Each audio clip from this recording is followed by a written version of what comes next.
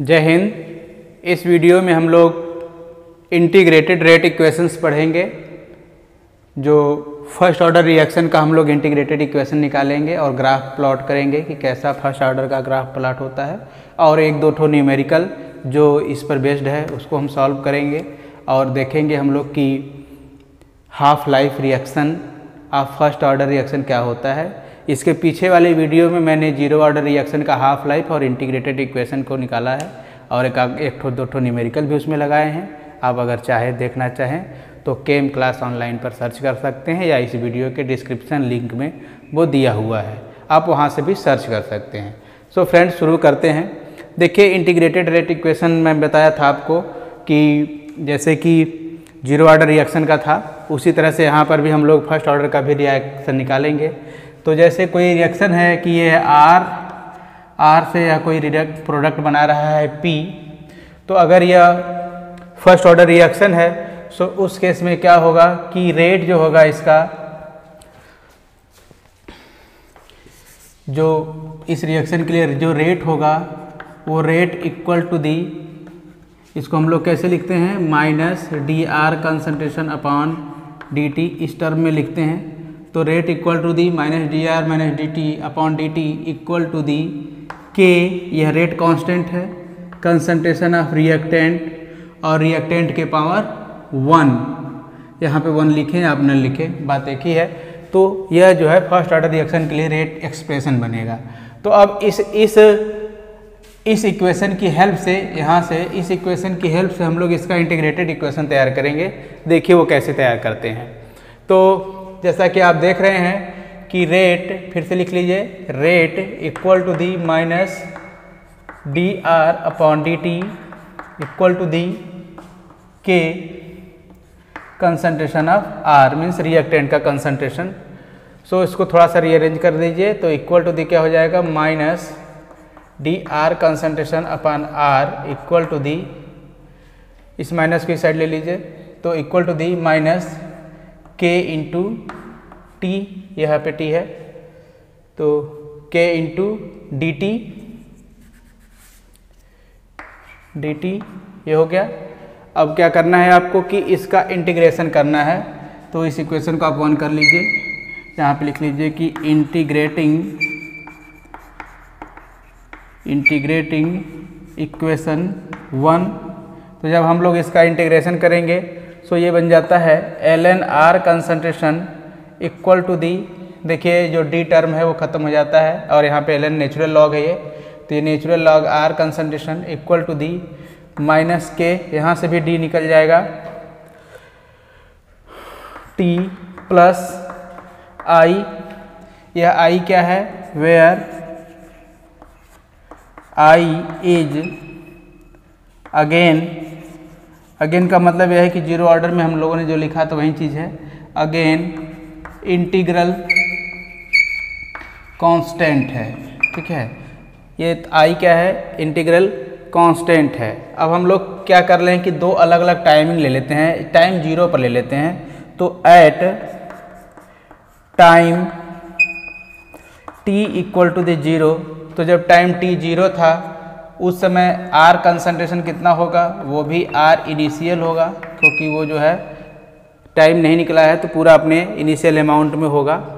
सो इस तरह से अब इस इक्वेशन को हम लोग देखते हैं क्या होगा।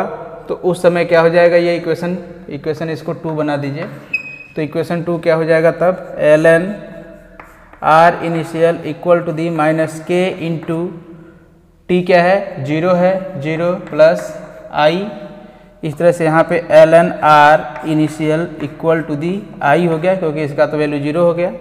तो ln r equal to the r initial equal to the i। अब इस वैल्यू को, i की वैल्यू को इक्वेशन 2 में डाल दीजिए, तो पुटिंग द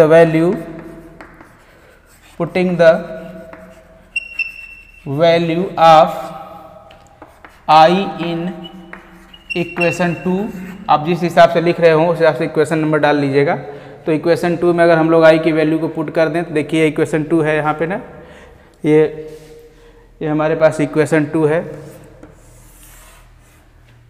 इस इक्वेशन 2 में हम लोग आई की वैल्यू को पुट कर दें तो क्या हो जाएगा, ये हो जाएगा LNR कंसंट्रेशन प्लस के माइनस के टी, और आई की जगह पे क्या हो जाएगा LNR इनिशियल हो जाएगा। सो देखिए LN यहाँ पे है इक्वेशन हमारा, LNR concentration equal to the minus K और क्या है T है, तो KT प्लस आई की जगह पे क्या रख दें, आई की जगह पर रख दें LNR इनिशियल, तो हो जाएगा LNR इनिशियल कंसंट्रेशन। ठीक है, ये आ गया हमारे पास इक्वेशन LNR इनिशियल कंसंट्रेशन। थोड़ा सा रीअरेंज कर दीजिए इसको, तो रीअरेंजिंग इक्वेशन, किसको इक्वेशन बना दीजिए 3, तो रीअरेंजिंग इक्वेशन 3 इसको थोड़ा सा रीअरेंज कर देना है, तो बन जाएगा LNR है ना, LNR अपान R इनिशियल, इस R को इसके साथ ले लेना है, upon R initial equal to the minus K into T. ठीक है, और अगर यहाँ से हम लोग K निकाल लें तो क्या हो जाएगा, K इक्वल टू दी क्या हो जाएगा, K को सेट किया हमने तो हो जाएगा 1 अपान टी, और LN ये हो जाएगा R इनिशियल अपान R कंसंट्रेशन। ठीक है, तो फ्रेंड्स यहाँ से जो है K मिल गया आपको, है ना, यहाँ से आपको K मिल गया। और ध्यान दीजिएगा इस ग्राफ का भी नीड है, सॉरी ग्राफ करें, इस इक्वेशन की भी हमको ज़रूरत आएगी जब हम लोग ग्राफ प्लॉट करेंगे। सो ये 3 इक्वेशंस हमको मिल रहे हैं जो इम्पोर्टेंट इक्वेशंस हैं, इसको आप इक्वेशन 4 कर लीजिए। सो इस तरह से देखिए, एक बार फिर से ध्यान से देख लीजिए, इंटीग्रेटेड इक्वेशन हम तैयार कर रहे हैं, तो जो फर्स्ट ऑर्डर रिएक्शन है, फर्स्ट ऑर्डर रिएक्शन का मतलब ये होता है कि the reaction which rate of reaction is depend upon the 1 power of the concentration reactant. It means we can write like this, rate equal to the minus dr by dt. Actually rate is represented by this, so equal to the K concentration of R means reagent or reactant. So अब हम लोग इस equation को ले लिए और इससे हम लोग इंटीग्रेशन करने की कोशिश करते हैं। देखिए कैसे करेंगे, तो यहाँ पे जो है हमने क्या ले लिया, इसका क्या किया है कि minus D R by D T equal to K concentration R to the power 1 लिखे या न लिखें, बात एक ही है। तो हम थोड़ा सा इसको अरेंज किए हैं कि R को हमने यहाँ रख दिया है, तो dt उधर चला जाएगा, तो D R by D T ये निगेटिव इस साइड चला गया, तो D R by D T, तो डी आर बाई आर हो गया यहाँ पे R कंसंट्रेशन। देखिए R यहाँ पे कंसंट्रेशन करके लिखिए, concentration equal to the minus K into D T. ठीक है, अब ये जो है इसको थोड़ा सा इंटीग्रेट करिए आप। इंटीग्रेशन करने के लिए आपको मैंने बताया था पिछले वीडियो में, वहाँ से आप देख लीजिए, और अगर दिक्कत हो रही है तो फिजिक्स और मैथ के टॉपिक में भी है इंटीग्रेशन करना, वहाँ से आप सीखिए। तो ये क्या हो जाएगा कि इसको हम लोग लिखेंगे LNR कंसंट्रेशन, ठीक है, equal to the minus K T. ये डी टर्म जो है डिफ्रेंशिएशन के लिए होता है, जो इंटीग्रेशन करते समय हट जाता है और एक कांस्टेंट लग जाता है। तो LNR concentration equal to minus K T plus I, where I क्या है, अगेन इंटीग्रल कांस्टेंट। अगेन क्यों लिखा, क्योंकि पिछले जीरो ऑर्डर रिएक्शन में भी हम लोगों ने आई लिया था, इसलिए यहाँ दोबारा अगेन लिख दिया है। तो अब यहाँ पे एक नई चीज़ यहाँ शुरू करते हैं हम लोग कि at time t equal to 0, जब टाइम 0 हो उस समय क्या होगा, R क्या होगा, R will be it's initial concentration. So R equal to the R initial हो गया। ठीक है, अब हम क्या करें कि इस इक्वेशन 2 में हम लोग I के वैल्यू को रख दें, सॉरी इस इक्वेशन को यहाँ पे जो है इसको हम लोग यह मान के चलें कि जब टाइम t है तो उस समय इक्वेशन क्या बनेगा, तो LNR इनिशियल हो जाएगा, LNR की जगह पे क्या हो जाएगा, LNR इनिशियल हो जाएगा माइनस के, और टाइम क्या है उस समय तो 0 है, time t equal to the 0, तो 0 रख दिया और प्लस आई, तो ये 0 होके कट गया, इस तरह से बचा LNR initial equal to the I. अब इस आई के वैल्यू, जो वैल्यू क्या है LNR इनिशियल है, इस इक्वेशन 2 में पुट कर दिया, तो देखिए क्या बना LNR, ठीक है, यहाँ देखिए LNR equal to the minus K T plus I की जगह पे क्या रख देंगे, यह रख देंगे LNR इनिशियल, तो आई की जगह पर रख दिया LNR इनिशियल कंसंट्रेशन। इस तरह से एक इक्वेशन हमें मिल गया। अब थोड़ा सा इसको रीअरेंज कर दीजिए, तो क्या हो जाएगा, इस R को अगर हम उठा के इस साइड कर लें तो हो जाएगा, दोनों के साथ LN है, यहाँ पे LN ऐसे रख दीजिए, तो LN R कंसंट्रेशन अपा रहा R इनिशियल हो जाएगा equal to the minus K T. ठीक है, और थोड़ा सा अरेंज करना चाहें तो K कोई साइड ले लीजिए, तो K इक्वल टू क्या हो जाएगा 1/T हो जाएगा। ठीक है, इस साइड आया तो k इक्वल टू 1/t हो जाएगा और ये r जो है ऊपर चला जाएगा तो ये r initial by r concentration. तो एक इक्वेशन आपको ये मिल गया। अब इसको आप जो है अब क्या करें कि अच्छा नोट कर लीजिए, इसको आप फटाफट नोट कर लीजिए, फिर हम लोग जो है थोड़ा सा बोर्ड खाली करके फिर आगे इसके बढ़ाते हैं। ठीक है, तो इसको आप नोट करिए। ओके, तो देखिए हमको इक्वेशन 3 जो अभी मिला था वो क्या था, उसको एक बार फिर से लिखते हैं। इक्वेशन 3 ये था हमारे पास ln r concentration equal to the minus KT plus ln r initial. ये इक्वेशन 3 हो गया। यहाँ ये पहले हम लोग सॉल्व कर चुके हैं, यहाँ तक आ चुके हैं। अब हम लोग क्या करेंगे इसमें सॉरी, जैसे पिछले वाले में आपने क्या किया था कि टाइम को आपने t0 ले लिया था, ऐसे ही यहाँ पे हम लोग ले लेंगे कि एट टाइम t1। तो टाइम जब t1 होगा उस समय क्या इक्वेशन तैयार होगा, तो जब टाइम t1 होगा उस समय क्या होगा भाई, देखिए ध्यान से देखिएगा, ln तब r कंसंट्रेशन क्या हो जाएगा, ये r1 हो जाएगा equal to the minus k into t क्या हो जाएगा, t1 हो जाएगा plus ln r initial. r initial नहीं बदलेगा क्योंकि ये r इनिशियल है, ये इसी तरह से रहेगा। ठीक है, तो ये r इनिशियल हो गया।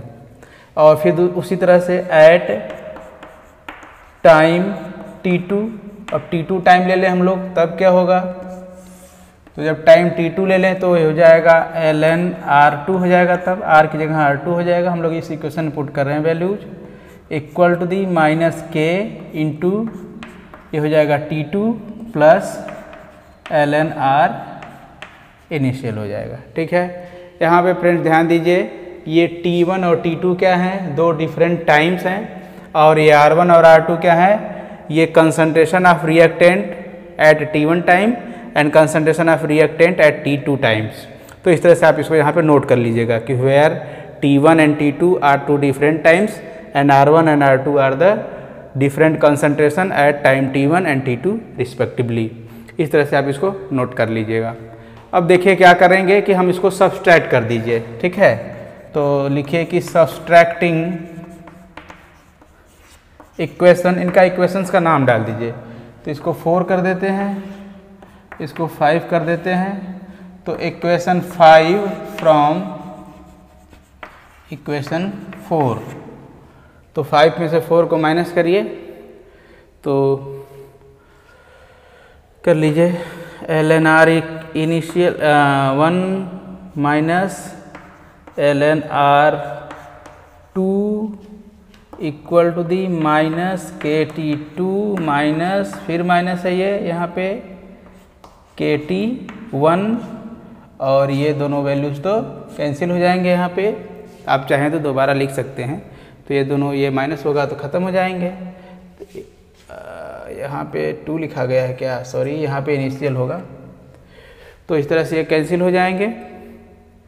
अब हम इसको क्या लिख ले, थोड़ा अरेंज कर लीजिए, और तो ये हो जाएगा ln, क्योंकि दोनों के साथ ln है, तो ये हो जाएगा r1 concentration upon r2 concentration equal to the, अच्छा थोड़ा इसमें अरेंजमेंट कर लीजिए, यहाँ पे नेगेटिव तो ये पॉजिटिव हो जाएगा। इसको करिए आप k, और देखिए कि t2 के साथ माइनस है और t के साथ 1 के साथ प्लस है, तो ऐसे कर लीजिए कि t2 माइनस t1 ये बन जाएगा। ठीक है, ये इक्वेशन बन जाएगा ln r1 by r2 equal to the k t2। ठीक है, कि t2 माइनस t1। अब आपको क्या करना है यहाँ से कि k कोई साइड ले लीजिए, रेट कांस्टेंट k कोई साइड ले लीजिए, तो k इक्वल टू क्या हो जाएगा, तो k इक्वल टू हो जाएगा 1 अपान, क्योंकि ये साइड आएगा, तो 1 अपान t2 माइनस t1 ऐसे कर दीजिए, और ये हो जाएगा ln r1 अपान r2। ठीक है, अब फ्रेंड्स क्या करना है आपको देखिए, इसका एंटी लॉग लेना होता है, फिलहाल ज़रूरत नहीं है, हम लोग इससे भी आगे अपना काम शुरू कर सकते हैं। तो ये देखिए कि ये नेचुरल लॉग है, और नेचुरल लॉगरिथम को सॉल्व करना डिफ़िकल्ट है, हम लोग इसको लॉग बेस 10 पे सॉल्व करें तो कर सकते हैं।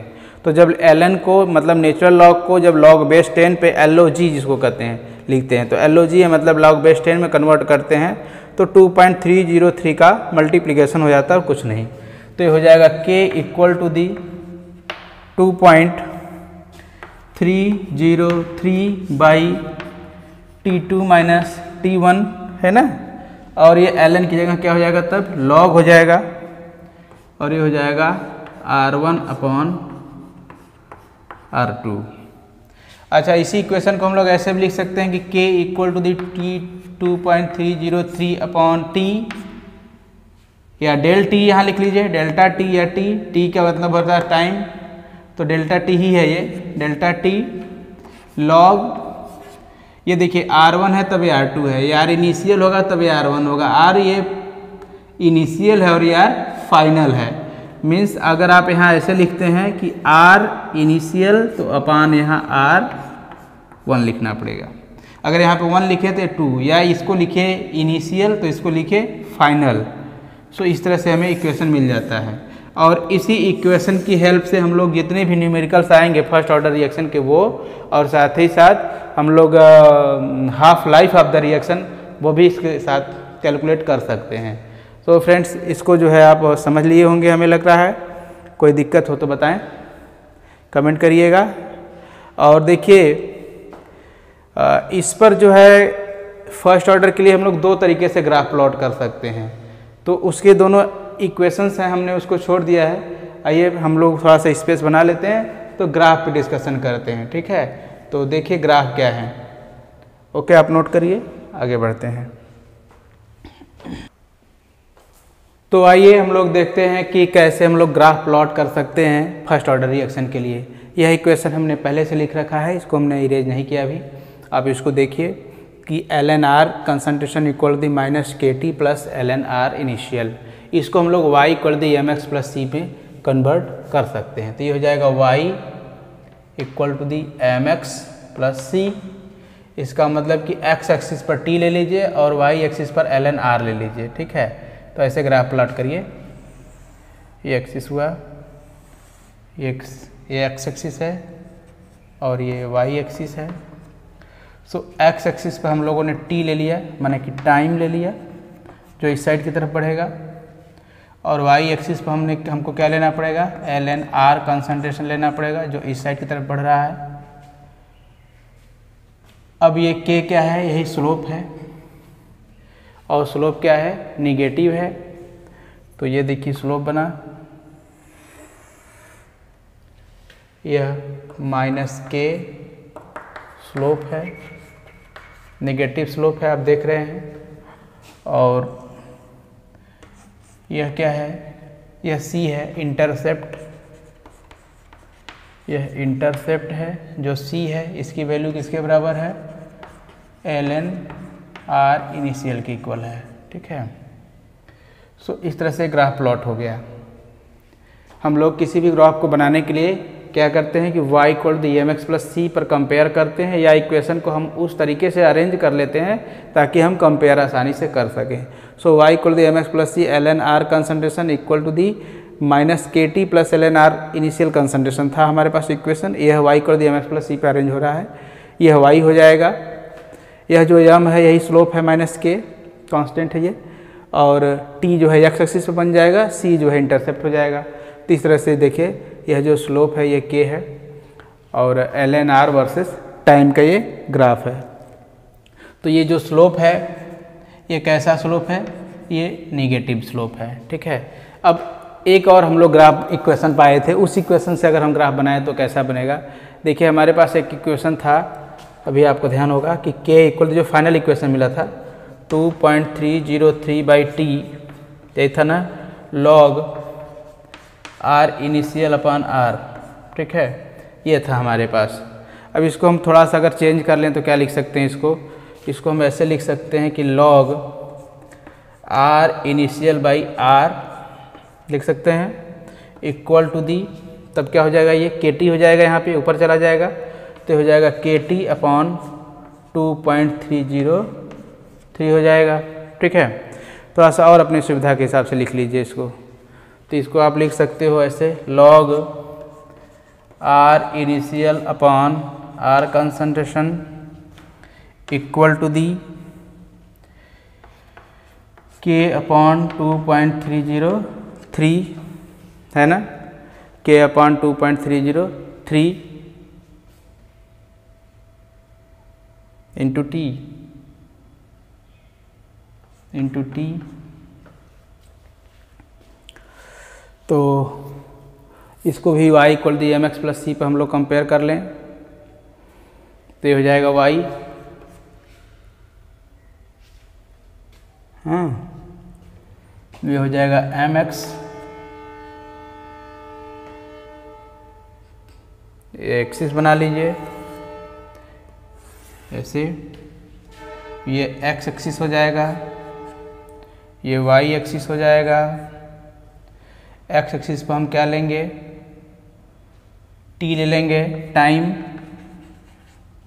और y एक्सिस पर क्या लेंगे, log r initial by r, और ये देखिए हम क्या मिल रहा है, स्लोप है ये, तो k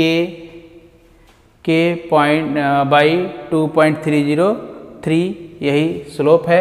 यहाँ पे कोई नेगेटिव साइन नहीं है इसलिए स्लोप जो है पॉजिटिव बनेगा, तो ये बनेगा इसे पॉजिटिव स्लोप बनेगा। ये स्लोप है equal to the K upon 2.303 है, और इसमें कोई सी नहीं है, देख रहे हैं सी नहीं है इसलिए कोई इंटरसेप्ट नहीं बन रहा है। सो यह जो है एक ग्राफ ये भी बन गया। सो ये दोनों ग्राफ जो है ध्यान रखिएगा, कभी कभी मिस्टेक हो जाता है कि नेगेटिव ग्राफ बनता है कि पॉजिटिव स्लोप बनता है, मतलब स्लोप का नेगेटिव और पॉजिटिव स्लोप दोनों अपीयर हो सकते हैं। कंडीशन डिपेंड करता है कि हम किसके वर्सेस कर रहे हैं। तो इसको आप ध्यान से समझिए कि अगर हम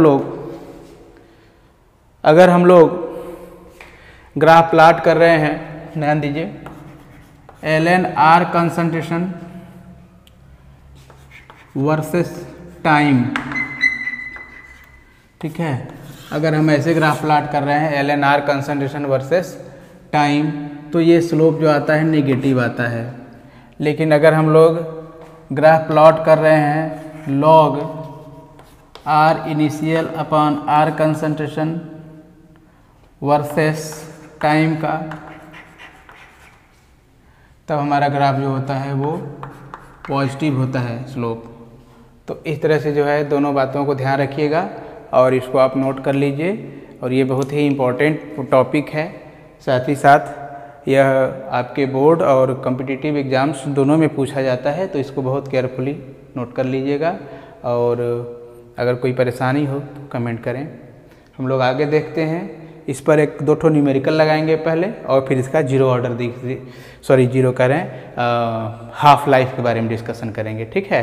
तो पहले एक न्यूमेरिकल देखते हैं, उससे पहले आप इसको नोट करके इरेज करिए, स्क्रीनशॉट कर लीजिए और नोट करिए। ओके,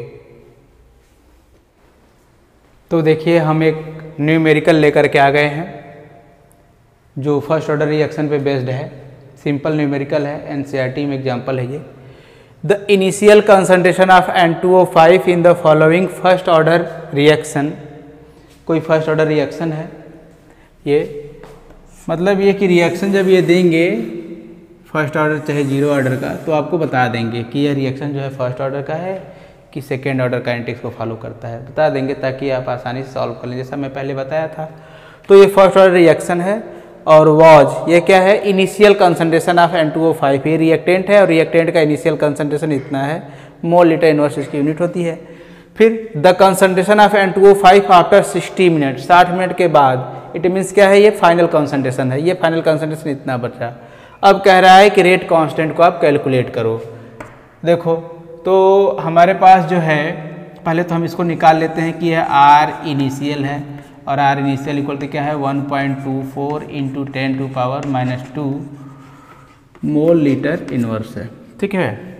और ये जो R फाइनल है वो कितना है, वो है 0.20 इंटू 10⁻⁻² है, ये हो गया मोल लीटर इनवर्स। अच्छा, इसमें टाइम भी है, तो जो टाइम है T इक्वल टू दी 60 है, एक्चुअली यहाँ पे जो t होता है, देखिए ध्यान समझिएगा भाई, कि t जो होता है ये डेल्टा t होता है और इक्वल टू क्या होता है, T2 माइनस T1 होता है। तो T1 जब भी होगा वो इनिशियल होगा। जैसे अगर इस केस में बात करें तो T2 कितना है, टाइम फाइनल टाइम कितना है 60 है, और T1 कितना है इनिशियल है, तो उस समय 0 है। ठीक है, तो ऐसे हमें t मिल गया तो कितना मिल गया, ये 60 ही मिलेगा। इसी तरह से अगर मान लीजिए कि अलग अलग टाइम दिए हैं कि एक है 0 मिनट पर कंसंट्रेशन समथिंग है, और 10 मिनट पर कंसंट्रेशन समथिंग है, 20 मिनट पर कंसंट्रेशन समथिंग है, 30 मिनट पर कंसंट्रेशन समथिंग है। तो यहाँ हर जगह डेल्टा टी का वैल्यू कितना आएगा, हर जगह डेल्टा टी का वैल्यू 10 ही आएगा। इस केस में आप देखेंगे तो 10 माइनस 0 करेंगे, इस केस में आप देखेंगे तो 20 माइनस 10 करेंगे, और इस केस में देखेंगे तो आप 30 माइनस 20 करेंगे। इस तरह से t हमेशा 60 आता है। सो हम लोग जो है इक्वेशन जब लिखते हैं तो सीधे सीधे हम लोग t ही लिख दिया करते हैं। तो चलिए अभी फर्स्ट ऑर्डर रिएक्शन के लिए हम लोग जानते हैं रेट कांस्टेंट क्या होता है, k इक्वल टू दी 2.303, ठीक है, by t log r initial upon r final, यही होता है फार्मूला हमारे पास। हमको निकालना क्या है, रेट कांस्टेंट निकालना है, k निकालना है। समटाइम के t पूछते हैं तो t इधर कर लेंगे, k पूछ रहे हैं तो सीधे सीधे फार्मूला दिख रहा है आपको। तो equal to the 2.303 by t बताया मैंने आपको 60 है, 60 ये मिनट में है, log r इनिशियल ये है 1.24 10⁻⁻² मोल लीटर इनवर्स है, डिवाइडेड बाई r फाइनल ये है 0.20 10⁻⁻² मोल लीटर इनवर्स है। ठीक, अब देखिए क्या करना है आपको। अब आपको इसमें से 1.24 है और ये 2.0 है, ठीक है, 0.2 है। तो इसको आप क्या करेंगे, डिवाइड कर दीजिए, तो ये हो जाएगा 6.2, 2 6 जा 12 और 2 2 जा 4, हाँ हो जाएगा। तो equal to the 2.303 by 60 log log 2 6 जा 12 6.2।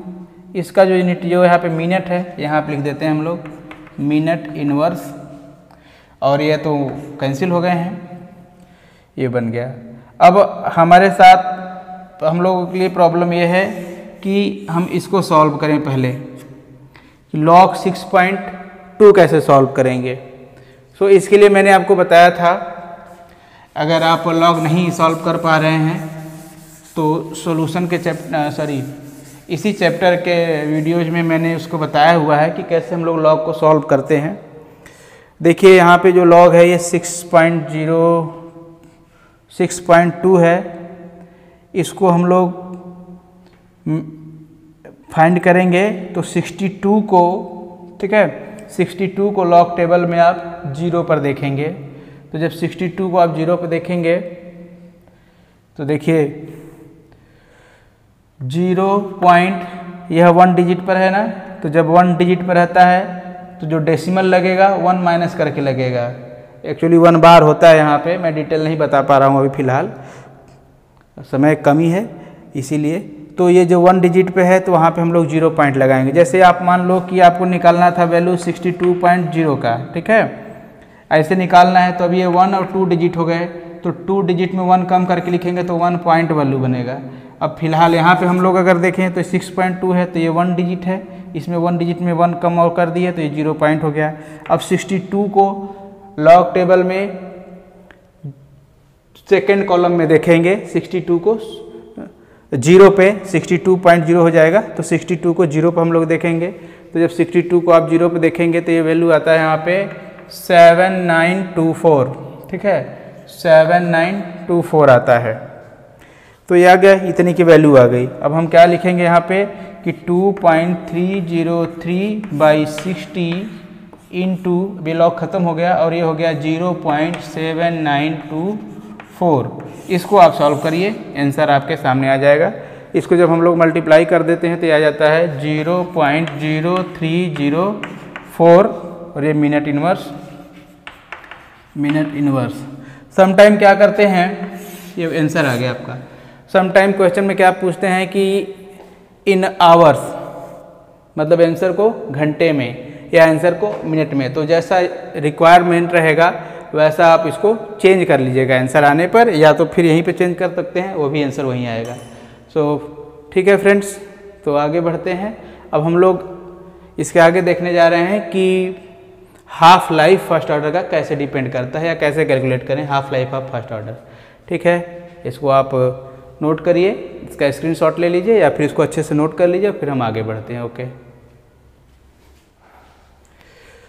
तो हम लोग आते हैं फ्रेंड्स, देखिए half life of a reaction. पीछे वाले वीडियो में मैंने हाफ लाइफ का डिफिनीसन और जीरो ऑर्डर रिएक्शन के लिए हाफ लाइफ का जो इक्वेशन आता है उसको हमने सॉल्व किया था। अगर आप नहीं देख पाए हैं तो इस वीडियो में उसका डिस्क्रिप्शन दिया हुआ है, आप देख लीजिए। और चलिए शुरू करते हैं। देखिए हाफ लाइफ क्या होता है कि जैसे कोई रिएक्टेंट है, जितने समय में वो अपनी पूरी अमाउंट, इनिशियल अमाउंट का हाफ हो जाएगा, वही उसका वो हाफ लाइफ है। ठीक है, तो हम लोग कह सकते हैं कि half life is the time required to complete the reaction for reduction of initial concentration to half of the concentration of reactant. Means किसी भी रिएक्टेंट के इनिशियल कंसंट्रेशन को डिक्रीज करके हाफ हो जाने के कंसंट्रेशन के हाफ हो जाने के ड्यूरेशन को जितने टाइम बाद ये होता है उसी को हम लोग इसका हाफ लाइफ कहते हैं। ठीक है, डेफिनेशन आप इसको अच्छे से नोट कर लीजिए। सो फर्स्ट ऑर्डर रिएक्शन के लिए हाफ लाइफ क्या आएगा। देखिए फर्स्ट ऑर्डर रिएक्शन के लिए आपके पास फार्मूला तो मालूम ही है, K equal to the 2.303/T log R initial by R final. ये तो आप इसको रट जाइए, यही हर बार यूज करेंगे हम लोग, बार बार यूज करेंगे। ठीक है, तो हम लोग टी हाफ ले रहे हैं तो इसको लिखेंगे कि एट टाइम टी हाफ। जब टाइम टी हाफ हो जाएगा तो उस समय R कितना हो जाएगा, R भी हो जाएगा R इनिशियल का हाफ। या तो आप ऐसे लिखो 1/2 इंटू हाफ, ऐसे भी लिख सकते हैं 1/2 हाफ या R/2। ठीक है, चलिए लिख देते हैं R इनिशियल बाई 2, ये हो जाएगा। अब ये वैल्यू आप वहाँ पे पुट कर दीजिए तो K इक्वल टू हो जाएगा 2.303/T half log R initial upon 2। तो ये तो कैंसिल हुए, तो K equal to the 2.303/T half log 2।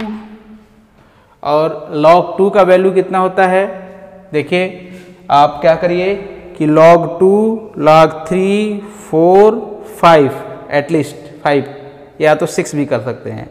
मतलब कि 2 से लेकर के 6 तक के log के वैल्यूज को आप रट जाइए।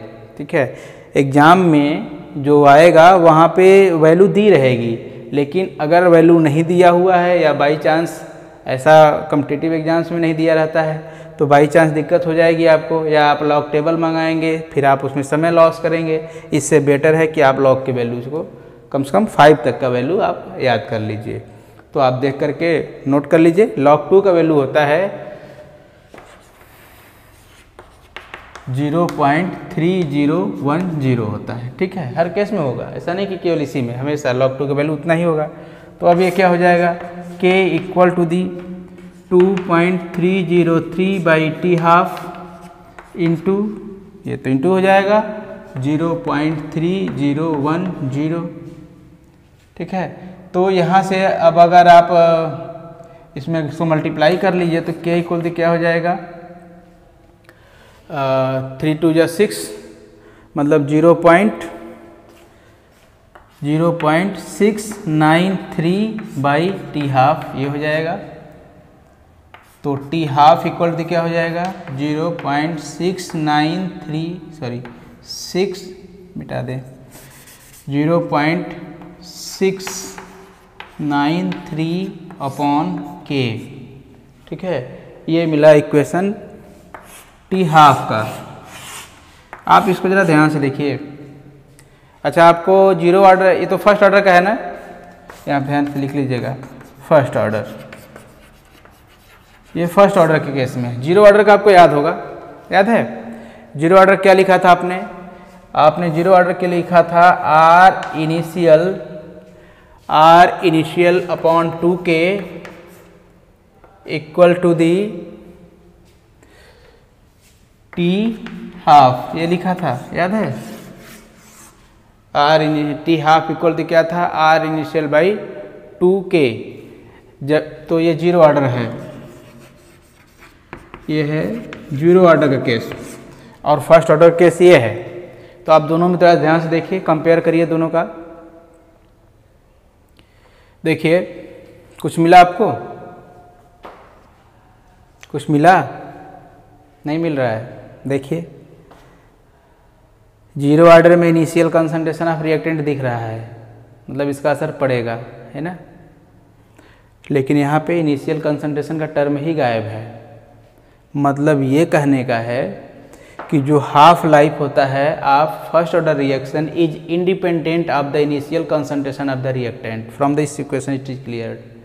सो इतना आप ध्यान रखिएगा, बहुत बार पूछा गया है प्रॉब्लम कि किस ऑर्डर के रिएक्शन का जो हाफ लाइफ होता है रिएक्टेंट के इनिशियल कंसंट्रेशन या रिएक्टेंट के कंसंट्रेशन पर डिपेंड नहीं करता है। देखिए रेट कांस्टेंट और टी हाफ इक्वल इतना आ गया, कांस्टेंट वैल्यू है ये, तो आप इसको हमेशा ध्यान रखिए। जबकि जीरो ऑर्डर में देखिए R initial by 2k equal the half है, टी हाफ है, लेकिन ये फर्स्ट ऑर्डर रिएक्शन के लिए T half equal to 0.693 by K है। इसमें इनिशियल कंसंट्रेशन ऑफ रिएक्टेंट का कोई रोल नहीं है। तो इस बात को आप ध्यान से रख लीजिए, दिमाग में रख लीजिए और यहाँ पे आप नोट भी कर लीजिए। क्या नोट करेंगे? नोट कर लीजिए कि टी हाफ या half life of first order reaction is independent of reactant concentration. ठीक है, लिख लीजिए। ओके, सो फ्रेंड इसको आप अच्छे से समझ लीजिए। और अभी वीडियो लंबा हो रहा है तो इसको आज बंद करते हैं। अगली वीडियो में आगे की बातें और सारे टॉपिक्स क्लियर करते जा रहे हैं। अगर आपको अच्छा लग रहा है तो कुछ कमेंट करिए ताकि मनोबल ऊंचा हो। थैंक यू, जय हिंद।